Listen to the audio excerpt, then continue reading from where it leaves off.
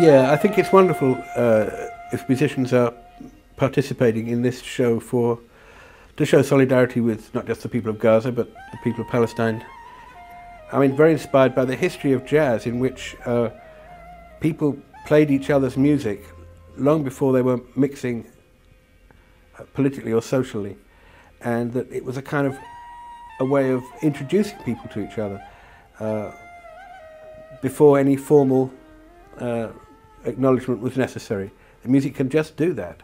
I mean, in the history of rock and roll in the Deep South, white kids were listening to black radio stations and black kids were listening to country music long before they could even meet in the same places, you know, during segregation.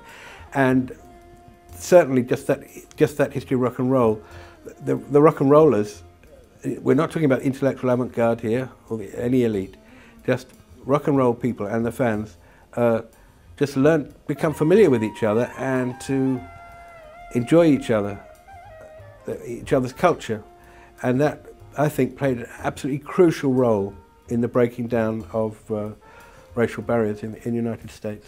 I think that it is about time we prove to the world that the support of the Palestinian people is a mass movement. Mm-hmm.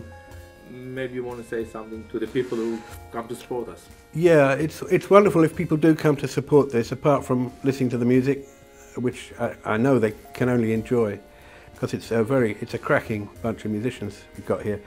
But I think there's also the feeling that we can no longer squash the feeling that there's been for a long time in the European countries and in the Northern Hemisphere a feeling that you can't criticize Israel, you can't criticize the Zionist enterprise as it's worked out at the moment, and that therefore if the Palestinians are resisting, then they must be demonized, which is the real crime. And I think that what's extraordinary is that the number of people you actually meet and come across who completely see that, who completely agree with that, from Israel, from England, from all kind of places.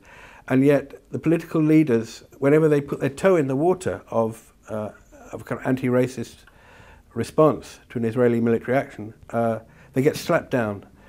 They slap each other down. In any party, it doesn't matter who wins an election, that gets slapped down. And it's kind of, it's humiliating for us as citizens to have such morally cowardly governments. But although politicians can't initiate serious change, they will respond to serious change if it's happened among the people. And so that both playing here and coming here and listening to this is a sign. It's almost like to support Palestinians, all the people who are sympathetic to Palestinians, seriously sympathetic, are coming out of the closet now. You know, music is a celebration always. It is, you're trying to create beauty and joy, and I think that it's not enough to allocate people a tragic view, or it's sort of to push people into the corner of being victims of tragedy, because we're actually talking about extremely vibrant communities surviving in all kind of ways, however they can, trying to have fun, trying to have life, trying to have boyfriends, girlfriends, mothers, children, education. We're talking about, in other words, fellow human beings. And if you push people into a corner where you're just sorry for them because they're suffering, that also dehumanizes them, you know.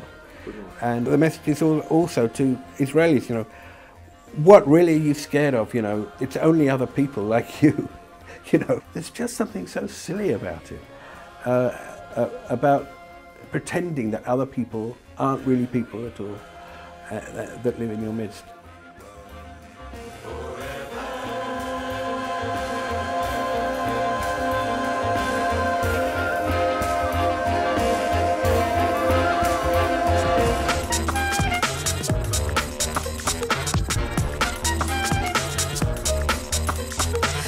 الشمس بحر وجبال. هذا جمالنا جمال البلاد، ريحة ياسمين تستقبلكوا على الباب. هذا جمالنا جمال البلاد، هوايات ببلاش. هذا جمالنا جمال البلاد، بيوت عربية قبل 48. الجمال خلق على أرض فلسطين. بلادي شو حلوة، شوفوا بلادي شو حلوة.